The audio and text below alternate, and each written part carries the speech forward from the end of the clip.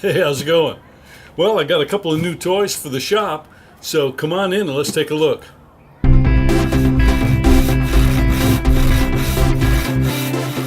Well, it's a beautiful day here in the desert, so I've got the garage door open, and my house is near a school, so the kids are having fun out in the playground, and it may be a little noisy.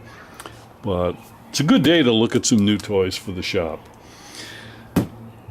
My chop saw is getting long in the tooth. Still cuts very good. It just doesn't have as many options as the new miter saws have, the power miter saws. And they are really expensive. So I thought, well, for a fraction of the cost of a new miter saw, I could get one of these fancy crosscut sleds for my table saw and see if that'll work out just as well. Now, I have a sled that I use for panel cutting, and it works great. I made it. And I have my garage set up such that I can back the truck right up to the outfeed table on my table saw, and I can slide 4x8 sheets right onto the saw itself and then do all my rip cuts that way. Cross-cutting is a different story. You really can't do a cross-cut on a 4x8 sheet of plywood. So, in addition to this miter sled, I got this clamping straight edge. And there's a Rockler store near me, and they've got a big sale going on this month. So, essentially, I was just about able to get this for free with a discount on both of these things. So, let's take a look and see what we've got in the packages. As far as the straight edge goes, I really don't like doing a lot of crosscuts. I don't know why, it's just kind of annoying. So this should make my crosscut setup a lot less painful and a lot easier. Well, to set up my crosscuts, I've been using a couple pieces of extruded aluminum, and they can bolt together if you want to do a long run. And they have these little slidable clamps that slip in here, and they clamp like this, but frankly, a lot of times I can't find these clamps, and when I do, it's not always the easiest thing to try and pinch clamp. So hopefully this new clamp with its end squeezing type clamping will be a lot easier. Well, to see how this thing works, let's take a look at it upside down. You can see there's a rod that runs through, and this is the end clamp here, and this is the adjustable clamp. So I'll just stick this plywood in here, and when these things are spread open, you can slide it around, and then you lock it in place and then flip the handle, and here you can see it's ready to run your saw down and cut. It's got a couple of grooves if you want to buy some of their attachments, but I probably won't do that. I will simply slide my small circular saw or router up against this edge. It's got some cool numbers here, which I probably won't use. 4x8 sheet of plywood. MDF is usually like 49 inches. So this goes well past 48 or 49 inches. So this will be perfect for cross-cutting sheet goods. So now let's open up this bad boy and see what's going on inside the box. Okay, we got our sliding piece of coated MDF here. We got a clamp. We've got some slippery strips that we'll put on the bottom. This is our swiveling fence here. Lockdown clamp. And an adjustable stop. And this will slide in the slot on the table saw. So here you can see the table goes past where the table saw blade is, and that's because we're going to trim this so we'll have zero clearance here along the blade. And this bar rides above the bottom of the track, and it has little adjustment screws and ball bearings to help it fit tight. And here you can see there's just a little wiggle wobble here, so I'll see if I can adjust that out. That's our first step.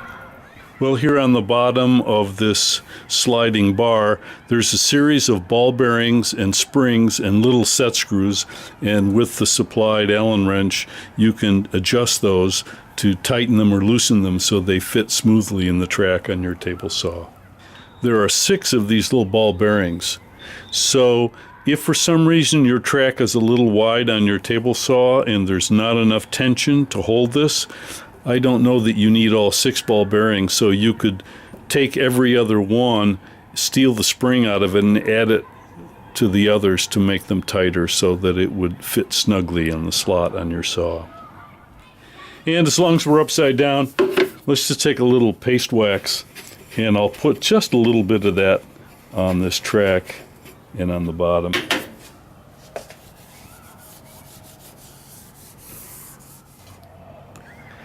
Well, let's go ahead and apply these low friction strips to the bottom.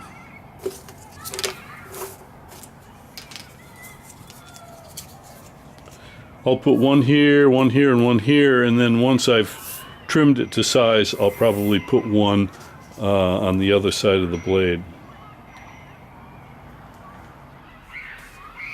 Okay, let's trim it for size. So I'll back it up.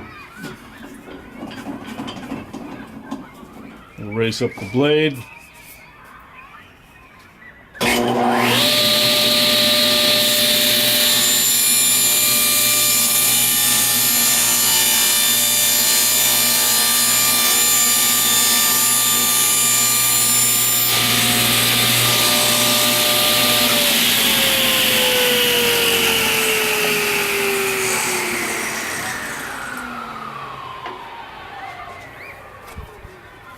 Well, just for fun, just to see if we're in the ballpark with this whole setup, I've got out my calipers and I want to just take a measurement of the strip that we cut off.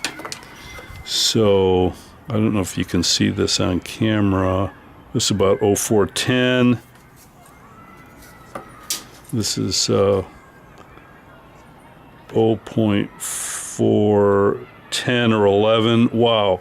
So we're within 1 or 2 thousandths of an inch over 24 inches just based on the cutoff from the factory and the way it's sliding in the slot on the table. So that's pretty amazing. Well, for the geriatric set, look at how big this protractor is and how large the numbers are. 25, 26, 27, 28, 29, 30. The 1/2 degree marks are more than 1/8 of an inch apart. And it's got a nice little window and an adjustable dial setting. So let's just check this against the blade and dial it in a little bit.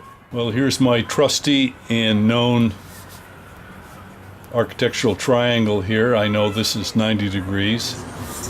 When you put it up against the blade or whatever you're using, make sure you're not against the carbide teeth, but you're actually against the metal of the blade so it doesn't skew that.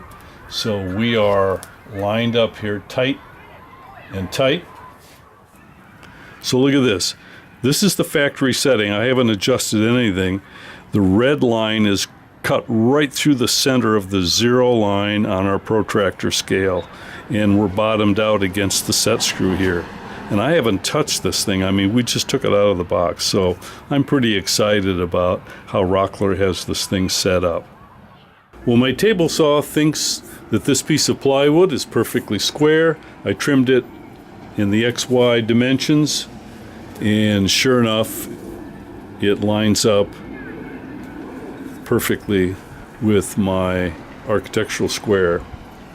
So let's do the 5-cut test and see how that turns out. I know this is kind of a small piece, but it's what I have laying around. So how this works is I will number these sides 1, 2, 3, and 4. And we're going to make a cut on each side, trimming just a tiny amount off. And then we're going to make a 5th cut that's a little deeper, and then we're going to measure that from one end to the other to see how accurate the cut is. And that should magnify any tiny error in this by 5 times. So it's a little bit of an unfair test for something like this in the wood shop. I can't build to micrometer accuracy using plywood and standard lumber. My milling capabilities do not go down to the thousandths of an inch, really. So already I can tell this will give me so much more flexibility than my chop saw when I'm cutting angles. And so let's give it the old 5-cut test.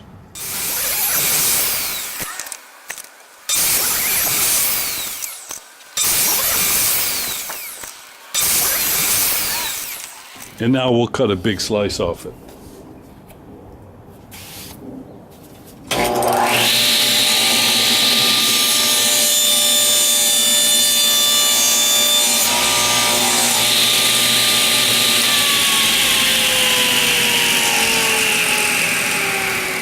So let's measure our cutoff piece here. At the top, 0.62, and at the bottom, 0.46. Let me write that down. 0.62, 0.46. So we're a few hundredths different. Remember, that is the error is multiplied by 5 times. So, which means that we need to pitch our fence toward the blade just ever so slightly. So let's do that and try the test again. Give this thing less than a half a turn. Maybe not even a quarter turn, because I saw it move slightly. Let's try it again.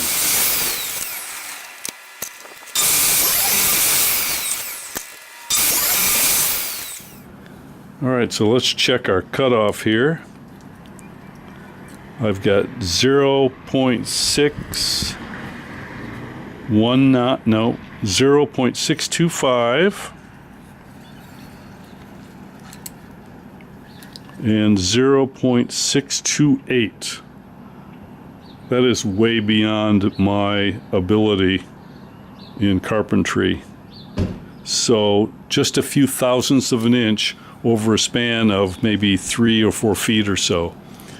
So I'm pretty impressed, Rockler. You guys did a good job with this. Well, I hope that was fun. I'm anxious to use this on a project that's going to give me a lot more flexibility with angles than I have on my chop saw. So I'll see you guys next time.